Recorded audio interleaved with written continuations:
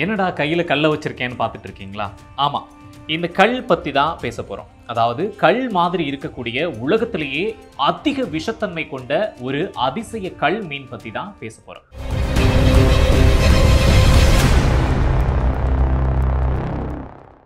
இந்த கல் மீன் பொதுவாக எங்கே வாழும் அப்படின்னா பெருங்கடல்கள்லையும் ஆறுகள்லையும் வாழும் அப்படின்னு சொல்கிறாங்க. இது பொதுவாக இந்த கல்லோட நிறத்தில், அதாவது பழுப்பு நிறத்தில், சாம்பல் நிறத்தில், அதனோட மேல் பகுதிகளில் ஆரஞ்சு கலர்லையும் மஞ்சள் கலர்லையும் சிவப்பு கலர்கள்லையும் சில இனங்கள் காணப்படுது. இது பொதுவாக 14 முதல் 20 அங்குலம் வரைக்கும் வளரக்கூடியது. 2.25 கிலோ எடை கொண்ட அளவுலையும் இந்த மீன்கள் வளரும். இந்த மீன் பார்க்கறதுக்கு கரடு முரடா பழுப்பு நிறத்துல கல் மாதிரியே இருக்கிறதால தான் இதை அதிசய கல் மீன் அப்படின்னு சொல்றாங்க. அதாவது 5 இனங்கள் இந்த கல் மீன்ல இருக்குது அப்படின்னு சொல்றாங்க. பொதுவா இந்த இனங்கள் கூட்டமா வாழக்கூடியது, ஒரு சில இனங்கள் தனித்து வாழக்கூடியது அப்படின்னு சொல்லப்படுது. இந்த கல் மீன்கள் பசிபிக் கடல்கள், இந்திய பெருங்கடல்கள்லையும் அதிகமா வாழுது. இது பொதுவா எங்க வாழும் அப்படின்னா பவழப்பாறைகள் அதிகமா இருக்கக்கூடிய இடங்கள்லையும் ஆழ்கடல் பாறைகள் இருக்கு இல்லையா, அதுதான் இதனோட வாழ்விடமா பார்க்கப்படுது. இந்த மீன்கள் பொதுவா மெதுவா தான் நீந்தும்.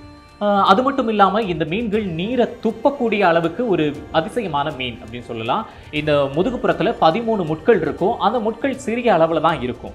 ஆனால் தனக்கு ஆபத்து வரும்போது அந்த முட்கள் பயங்கர விஷம் உள்ளதா பெரிய லெவலில் மாறி அது உயிருக்கே ஆபத்தை ஏற்படுத்தக்கூடிய அளவுக்கு பெரிய லெவலில் மாறி ஒரு விஷத்தன்மை கொண்ட முட்களாக மாறும். அது மட்டும் இல்லாமல் இதனோட இடுப்பு பகுதிகளில் 2 முட்கள் இருக்கு. வால் பகுதியில் 3 முட்கள் காணப்படுது. இது பயங்கர விஷத்தன்மை உள்ளதாக இருக்கும். பொதுவாக இது தசைகளோட மூடப்பட்டு மறைஞ்சுதான் இருக்கும். தனக்கு எப்போ ஆபத்து வருதோ அப்போ இந்த முட்கள் பெருசாகும் அப்படின்னு சொல்லப்படுது.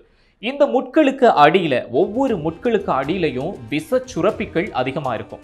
அதாவது இந்த மீனை மிதிச்சிட்டோம், அந்த மீனோட முட்பகுதியை மிதிச்சிட்டோம் அப்படின்னா அந்த எவ்வளோ அழுத்தம் கொடுக்குறோமோ அந்த முள்ளு மேல அந்த அளவுக்கு விஷம் நம்ம கால்குள்ளே ஏறும் அப்படின்னு சொல்றாங்க. அந்த மீனோட முள் நம்மளை குத்திருச்சு அப்படின்னா அதுல திசை அழுகலே ஏற்பட்டுரும். அதாவது அந்த திசை அழுகிறோம், அதாவது சதை பகுதி அழுக நேரிடும். 2 மணி நேரத்துக்குள்ள, இந்த மீன் முள் குத்துன 2 மணி நேரத்துக்குள்ள நம்ம டாக்டரை சந்திக்கல அப்படின்னா உயிரே போற அளவுக்கு முடக்குவாதம் ஏற்படலாம், மூச்சு திணறல் ஏற்படலாம். இதுல நிறைய பேர் இறந்து கூட போயிருக்காங்க. அந்த அளவுக்கு இது பயங்கர விஷம் உள்ளது அப்படின்னு சொல்லப்படுது. பொதுவா இந்த மீன்கள் மெதுவா தான் நீந்தக்கூடியது. இந்த மீன்கள் எதை சாப்பிடும் அப்படின்னா இது ஒரு ஊனுண்ணி தான். சின்ன சின்ன மீன்கள் இருக்கு இல்லையா, இந்த சின்ன மீன்களை இது சாப்பிடும். பொதுவா இதுக்கு விருப்பமான உணவு அப்படின்னா இறால்கள் தான். இறால்களை அதிகமா சாப்பிடும் இந்த மீன்கள்.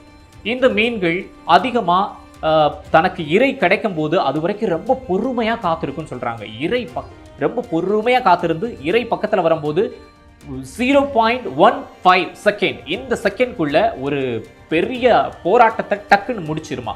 அதாவது 0.15 செகண்ட்குள்ள ஆபத்தை ஏற்படுத்தி அந்த மீன்களை சாகடிச்சு வேட்டையை முடிச்சு சாப்பிட்டு முடிச்சிடும். அந்த அளவுக்கு ஸ்பீடான ஒரு மீன் அப்படின்னு சொல்றாங்க. இதனால இந்த மீன்கள் கிட்ட இருந்து பாதுகாப்பா இருக்கிறதுக்காக முத்து குளிப்பவர்களும் நீச்சல் வீரர்களும் அதிக கனமுள்ள, அந்த பேஸ் சொல்லுவோம் இல்லையா, அந்த ஷூக்களை அதிகமாக பயன்படுத்தணும்.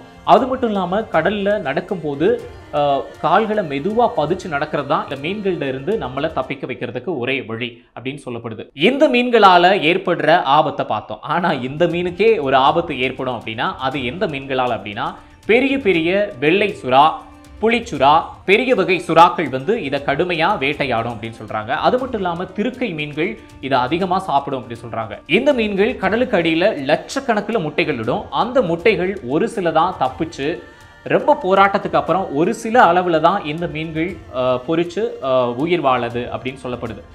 இந்த மீன்கள் பொதுவாகவே மெதுவாக நீந்தக்கூடியது அப்படிங்கிறத ஆல்ரெடி நான் சொல்லியிருக்கேன் இல்லையா.